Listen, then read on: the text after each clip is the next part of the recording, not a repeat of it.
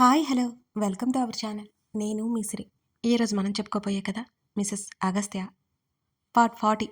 కథలోకి వెళ్ళే ముందు ఇంకా మన ఛానల్ని సబ్స్క్రైబ్ చేసుకున్నట్లయితే సబ్స్క్రైబ్ చేసుకోండి, లేకపోతే మిస్ అయిపోతారు. గుమ్మంలో అడుగు పెట్టగానే మెడలో ఉన్న టై లూజ్ చేసుకుంటూ చేతులు ముడుచుకుంటే విసుగ్గా తన గదిలోకి వెళ్ళిపోయాడు అగస్త్య. తన కోపం చూస్తుంటే భయమేస్తున్నా నేనే తను వద్దంటున్న ఇంటికి వెళ్ళాను కాబట్టి తన్నే ప్రసన్నం చేసుకోక తప్పలేదు. కానీ వెళ్ళాలంటేనే కంగారుతో గజగజ వణికిపోతున్నాను. అది కంగారుతో వణకడం కాదు, భయంతో వణకడం. నేను వెళ్ళేసరికి అసహనంగా అటు ఇటు తిరుగుతూ కనిపించాడు. అడుగులో అడుగు వేసుకుంటూ తన్ని చేరి తన్నే హత్తుకున్నాను. తన చేతులు నన్ను చుట్టుకోనేలేదు. ప్లీజ్, నీతో మాట్లాడాలి, ఇలా ఉండకు, కోపం వస్తే కొట్టు అన్నాను. నా రెక్క పట్టుకుని లాగి నన్ను దూరం జరిపాడు. బయటికి వెళ్ళు, అనవసరంగా నా ఆవేశానికి బలవుతావు, కనీసం నా వైపు చూడకుండానే చెప్పాడు అగస్త్య. ఏడుపొస్తుంటే బలవంతంగా కన్నీళ్ళు ఆపుకున్నాను నేను. ప్లీజ్, ఒకసారి నేను చెప్పేది విను. అసలు నేను అక్కడికి ఎందుకు వెళ్ళానా అంటే, నేను మాట్లాడుతుంటేనే వినడం ఇష్టం లేదన్నట్టుగా బాల్కనీలోకి వెళ్ళిపోయాడు అగస్త్య. చెంప మీదకి కన్నీళ్లు జారిపోయాయి. నిజానికి తన తప్పు ఏమీ లేదు. తను ఎదుర్కొన్న పరిస్థితుల వల్ల అలా మారిపోయాడు అంతే. తన వెనకే వెళ్ళాను. సోఫాలో కూర్చొని వెనక్కి వాలి కళ్ళు మూసుకున్నాడు. తన మీద కూర్చొని తన మెడవంపులో ముఖం దాచేసుకున్నాను నేను. కన్నీళ్లు తన షర్టులోకి ఇంకిపోతున్నాయి నాయి. కనీసం తన్ని చుట్టుకోలేదు, అలాగని దూరం జరపలేదు. మెల్లిగా తన్నే చూస్తూ తల కొంచెం వెనక్కి జరిపాను. కనీసం నా వైపు చూడకుండా సూటిగా ఏటో చూస్తూ కనిపించాడు. తన ఊపిరి వేగం నాకు తెలుస్తోంది. I'm really sorry.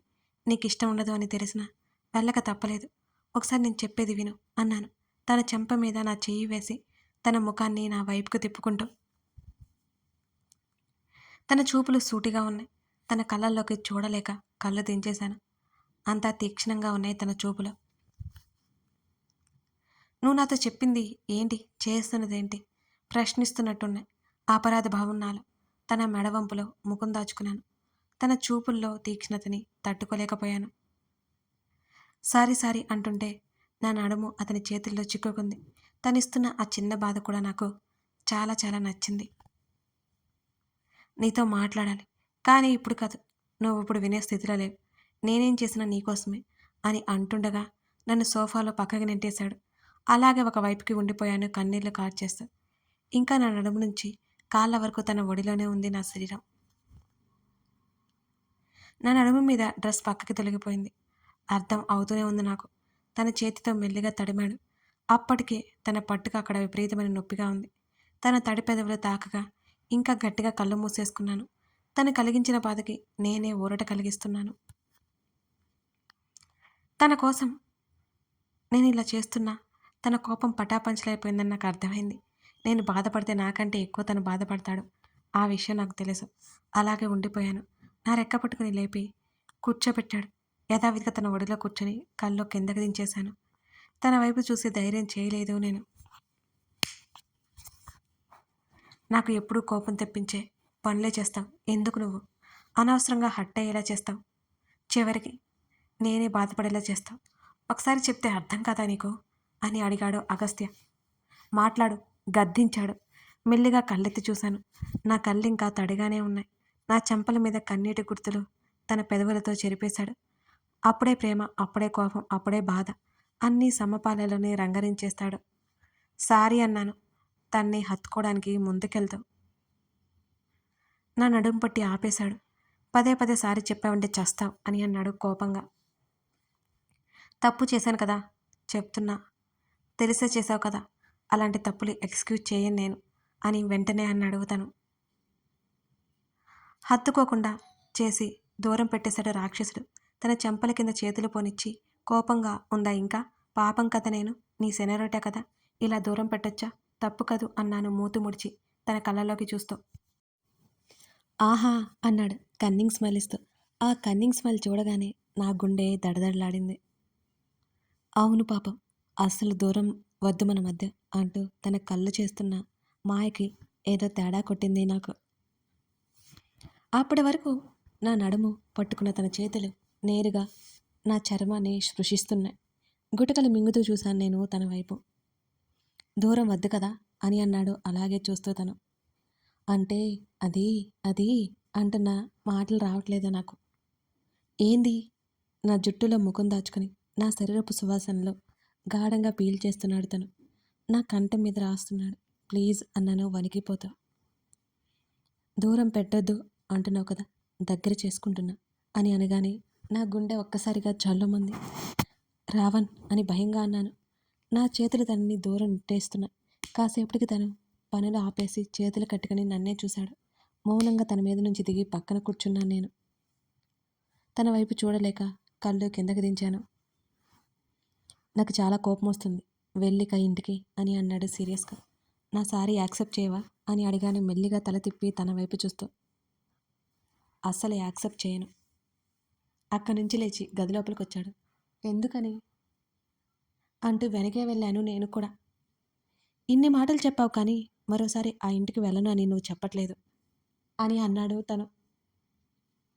ఆ మాటకి నేను సమాధానం ఇవ్వలేదు. నన్ను అదోలా చూసి నెక్స్ట్ టైం వెళ్తే ఇంత ఈజీగా నీతో చెప్పను, నీకు కూడా నా మాట అంటే లెక్కలేదు కదా అన్నాడు తను సీరియస్గా. అదేం లేదు, ప్లీజ్ అర్థం చేసుకో. నా మాటలను మధ్యలోనే కట్ చేస్తూ ఆపమన్నట్టుగా చేతిని అడ్డుపెట్టి చూపించి, ఇక ఆపై చిరాగ్గా ఉంది తన గొంతు. అసలు ఏం జరిగిందో తెలుసా నీకు? మీ డాడ్ చాలా మంచివారట, మీ మామ అంటే చాలా ఇష్టమట అని నేను చెప్తుంటే టీపాయ్ మీద ఉన్న ఫ్లవర్ వాజ్ బల్లున నేలకు తగిలింది. అది ముక్కలు ముక్కలుగా పగిలిపోయింది తన దాటికి. Just shut up! ఒక్క అరుపు అరిచి సోఫాలో విసిరిన తన కోటి చేతుల్లోకి తీసుకున్నాడు. తన కోపానికి జడిచి ఇంకేం మాట్లాడలేక మౌనాన్ని ఆశ్రయించాను నేను. విసుగ్గా అక్కడి నుంచి వెళ్ళిపోతుంటే తన వైపుకే పరిగెత్తాను వెనుక. సారీ, ప్లీజ్ నాకు 10 నిమిషాలంటే 10 నిమిషాలు టైం ఇవ్వు ప్లీజ్ అంటుంటే, నేను ముంబై వెళ్తున్నాను, 2 డేస్ వరకు రాను అని కారు డోర్ తీసి కారులో కూర్చున్నాడు అగస్త్య. ఎందుకు అడుగుతున్నా పక్కన కూర్చున్నా. తనేం మాట్లాడకుండా డ్రైవ్ చేశాడు. ఒకవేళ అంకుల్ ఏ తప్పు చేయకపోతే తనకెందుకు అంకుల్ ప్రేమ దూరం అవ్వాలి అనేది నా తపన. అయినా అతను ఎదుర్కొన్న పరిస్థితులను బట్టి కోప్పడకుండా ఉంటాడా? కోప్పడతాడని ముందే గెస్ చేశా. సైలెంట్గా సీట్లో కూర్చొని విండో నుంచి బయటకు చూశాను నేను. మరో అరగంట తర్వాత మా ఇంటి ముందు కారు ఆపాడు. వెళ్ళు అన్నాడు, కనీసం నా వైపు కూడా చూడకుండా. ముంబై ఎందుకు అని అడిగాను నేను. నేను అడుగుతున్నాను. నన్ను పట్టించుకున్నట్టే ఎటో చూస్తున్నాడు. ఆఫీస్ వర్క్ అని చెప్పాడు తను. నేను కూడా వస్తాను అన్నాను. 2 డేస్కి నువ్వెందుకు అని అన్నాడు తను. నువ్వు లేకుండా 2 రోజులంటే ఉండడం కష్టం కదా, దిగితే వెళ్ళాలి. నా మాటలు పట్టినట్టే చెప్పాడు. ఎప్పుడు వెళ్తున్నావు? ఈవినింగ్. కనీసం ఎయిర్పోర్ట్ కన్నా వస్తాను, తీసుకెళ్తావా అని అడిగాను. అవసరం లేదు నిర్దాక్షిణ్యంగా చెప్పాడు. ఇంకా కోపం పోలేదా? అది ఇప్పుడప్పుడే పోదులే కానీ నువ్వు దిగితే నేను వెళ్ళాలి అని చెప్పాడు సీరియస్గా. నీకే కాదు నాకు కూడా కోపం వస్తుంది అని ఉక్రోషంగా అరిచాను. బేషుగ్గా కోపడు, దానికి నాకు చెప్పడం ఎందుకు అని అన్నాడు. నువ్వు వచ్చే వరకు నేను నీతో మాట్లాడను. దాదాపు ఏడుపు వస్తుంటే ఏడుపు ఆపేస్తూ అన్నాను.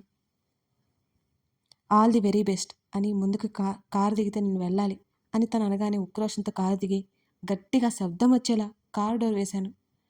తను నన్ను కనీసం బ్రతిమాలకుండా కూడా వెళ్ళిపోయాడు. నేను ఊరికే కాదు రాక్షసుడు అనేది. నాకు చాలా కోపం వచ్చింది. నా పిచ్చి కానీ తను బ్రతిమాలితే సూర్యుడు ఆగిపోడు. విరహ గీతాలు పాడుకుంటూ తన్నే తలుచుకోవాలని తన ఫీలింగ్. ఒళ్ళు మండిపోతుంటే వెనక్కి తిరిగి చూడకుండా వెళ్ళిపోయాను. చూసినా లాభం లేదు కదా, తను ఎప్పుడో వెళ్ళిపోయాడు అక్కడి నుంచి. ఆ రోజు రాత్రి వెళ్తున్నట్టు మెసేజ్ చేశాడు. నేను కోపంలో ఉన్నానని తెలియాలి కాబట్టి చూసి కూడా రిప్లై ఇవ్వలేదు అతనికి. కనీసం కాల్ చేయొచ్చుగా, తొక్కలో మెసేజ్ పెట్టి ఓవర్ యాక్షన్ చేస్తున్నాడు ఈడియట్. బాబోయ్, నాకేంటి ఇలాంటి మాటలు వచ్చేస్తున్నాయి. రామరామ అని లెంపలేసుకున్నాను నేను. డాడీతో పొద్దున జరిగిన విషయం ఏమీ చెప్పలేదు. అగస్త్య నన్ను కలవడానికి వీల్లేదని అంకుల్తో చెప్పిన విషయం డాడీకి చేరవేశాను. అలా బెడ్ మీద వాలగా బామ్మ ఫోన్ చేసింది. అగస్త్య ఏమో అనుకుని సంతోషపడిపోయి ఎత్తగా బామ్మని అర్థమయ్యే ముఖం వేలాడ తీసుకొని, చెప్పు బామ్మ అన్నాను నీరసంగా. వాడు నిన్నేం అనలేదుగా అని అంది బామ్మ. నీ మనవడి గురించి తెలిసి కూడా అడుగుతున్నావా బామ్మ అన్నాను నేను వెటకారంగా. అందుకే నిన్ను వెళ్ళిపోమని చెప్పాను. నా మాట విన్నావా నువ్వు? అనుభవించితే గాని నీకు అర్థం కాదు అని కోపంగా అంది బామ్మ. మీ మనవడికి కోపం నాకేం కొత్త కాదులే కానీ నీతో మాట్లాడాలి బామ్మ. ఎక్కడికైనా కలుద్దామా అని అడిగాను నేను. రేపు ఉదయం గుడి దగ్గరికి రా. ఉదయమా? అస్సలు కుదరదు. నిద్రపోవద్దా అన్నాను. నా మనవడికి పొద్దుపోయేదాకా నిద్రపోయే వాళ్ళంటే చిరాకు. ఇక నీ ఇష్టం ఆలోచించుకో అని మెల్లిగా బాణం వదిలింది బామ్మ. ఇంతకుముందు నీ మనవడు వేరు, ఇప్పుడు నీ మనవడు వేరు. నేను ఎంత చెప్తే అంత అన్నాను ఫోజు కొడుతూ. నీకంత సీన్ లేదని నాకు తెలుసులే కానీ రేపు ఉదయం 10 గంటలకు గుడికి రా అని అంది బామ్మ. సరే వస్తానులే. అవును, నాకు క్రిష్ వాళ్ళ మమ్మీ డాడీ కనిపించలేదు ఏంటి అని ఆరాలు తీయడం మొదలుపెట్టాను. నా చిన్న కోడలి ఆరోగ్యం నయమవుతుందని నా చిన్న కొడుకు ఎవరో డాక్టర్ చెప్పారని విదేశాలకు తీసుకెళ్లాడు. కిట్టయ్య బయటికి వెళ్ళాడు అని అంది బామ్మ. సరే బామ్మ, కలుద్దాం. నీ ఒంట్లో ఉన్న జబ్బులకి సక్రమంగా మందులు వేసుకో. నేను వచ్చాక నేనే ఇచ్చేస్తాను సరేనా అని అన్నాను. ఈరోజు నా మనవడి మూడ్ బాగుండి నిన్నేం అనలేదు కానీ ఇంకోసారి వస్తే కాళ్ళు విరక్కొట్టి ఇంట్లో కూర్చోబెడతాడు. నువ్వు ఇంట్లో ఉండడం జరగని పని. వదిలేయి తల్లి, మీకు మనస్పర్ధలు వస్తాయి. ఇంకేం మాట్లాడడానికి లేదన్నట్టు కాల్ కట్ చేసింది బామ్మ. బామ్మని చూస్తుంటే పాపం అనిపించింది నాకు. ఈ వయసులో సంతోషమే లేదు ఆవిడికి. ఒకవైపు పెద్ద కోడలు చనిపోయి పెద్ద కొడుకు ఒంటరిగా ఉన్నాడు. వాళ్ళ కొడుకేమో తండ్రి అంటే గిట్టకుండా ద్వేషంతో ఉన్నాడు. మరోవైపు చిన్న కోడలి ఆరోగ్యం బాలేదు. చిన్న కొడుకు కూడా సంతోషంగానే లేడు. క్రిష్ సంతోషంగా ఉన్నట్టు నటిస్తున్నాడు తప్పితే అతను సంతోషంగా ఏమాత్రం లేడు. ఇకపోతే కూతురు భర్తను పోగొట్టుకుని ఇంట్లోనే ఉంటుంది. కాసేపు మనసు అదోలా అయిపోయింది బామ్మలు తలుచుకుంటుంటే నాకు. వెంటనే మా ప్రవరాకిడు గుర్తుకొచ్చేశాడు. చిన్నప్పటి నుంచి అందరినీ దూరం పెట్టి ఏ ప్రేమ పొందకుండా గడిపేశాడు. తను ఎలాంటి బాధపడ్డాడో అంచనా వేస్తుంటే నా గుండె భారమైపోయింది. కోపాలు తాపాలన్నీ పక్కన పెట్టేసి తనకి కాల్ కలిపాను నేను. నా కాల్ లిఫ్ట్ చేయలేదు రాక్షసుడు. విపరీతమైన కోపం వచ్చేసింది నాకు తను లిఫ్ట్ చేయకపోవడంతో. ఇప్పుడు రాత్రి కదా, కాల్ చేయొచ్చు కదా, బుద్ధి లేదు నాకు. తిట్టుకుంటూ ఫోన్ స్విచ్ ఆఫ్ చేసి పడేశాను. నేను ఉదయం లేచేసరికి తన మిస్డ్ కాల్స్ నా ఫోన్లో ఉండాలి. లేకపోతే ముంబై పరిగెత్తుకుంటూ వెళ్ళి తన పని చెప్తా. తన్ని తిట్టుకుంటూ నిద్రపోయాను. తర్వాత తెలిసింది మా శాడిస్ట్ బాబు నా ఫోన్ కాల్స్ చూసి నవ్వుకుని కావాలని లిఫ్ట్ చేయలేదని. అప్పుడే తెలిసి ఉంటే మామూలుగా ఉండేది కాదు అదని పని. నా స్కూటీ తెప్పిస్తానని తెప్పించలేదు. డాడీ నన్ను గుడి దగ్గర డ్రాప్ చేయండి. డాడీ పక్కనే కారులో సెటిల్ అయ్యాను. ముందు డ్రైవర్ ఉన్నాడు.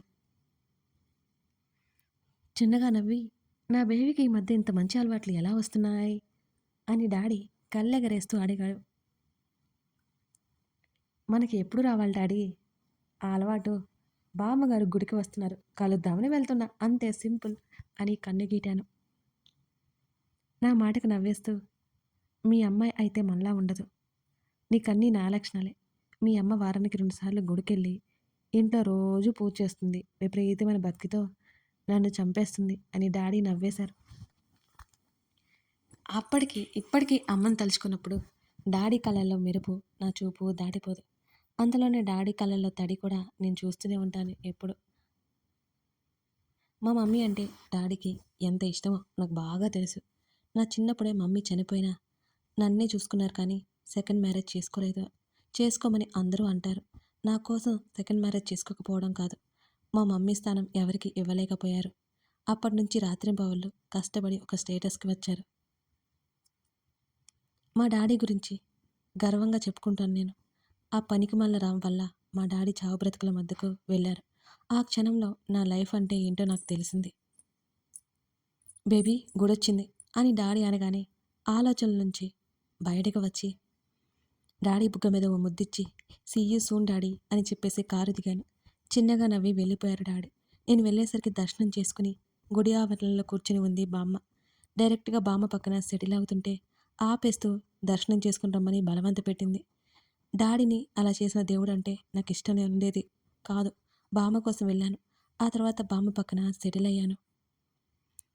కొబ్బరి ముక్క నా చేతికిచ్చి ఏదో మాట్లాడాలి అన్నా అని నా వైపు చూసింది బామ్మ. చేతిలో ఉన్న కొబ్బరి ముక్క పరపరా నమిలేసి డాడీ చెప్పిందంతా పొల్లుపోకుండా బామ్మ చెవిలో వేశాను. ఆశ్చర్యంగా నిజమా అని అడిగింది. అవునన్నట్టు భుజాలు కదిలించి కళ్ళెగరేశాను నేను.